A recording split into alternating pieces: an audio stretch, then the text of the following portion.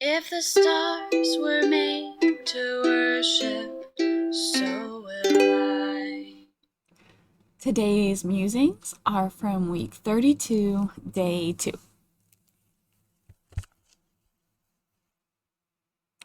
You, O king, were watching, and behold, a great image. This great image, whose splendor was excellent, stood before you, and its form was awesome.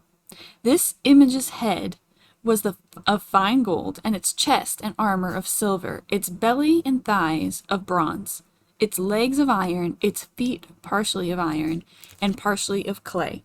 Daniel 2:31 through 33.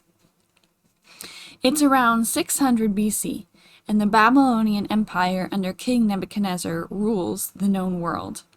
The Jews are captive in Babylon, and Daniel has found favor and is an advisor of the king. The king has a troubling dream, even more troubling because he can't remember it. All he knows is that it was very important and that he has to recall it and find its meaning. We all know the story.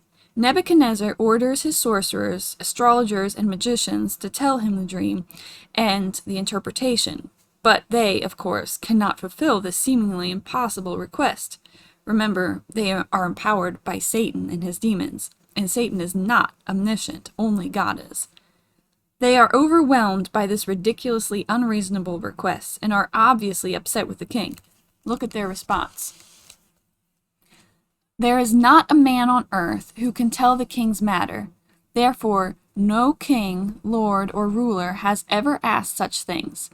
It is a difficult thing that the king requests, and there is no other who can tell it to the king except the gods, whose dwelling is not in flesh. Daniel 2:10 and 11.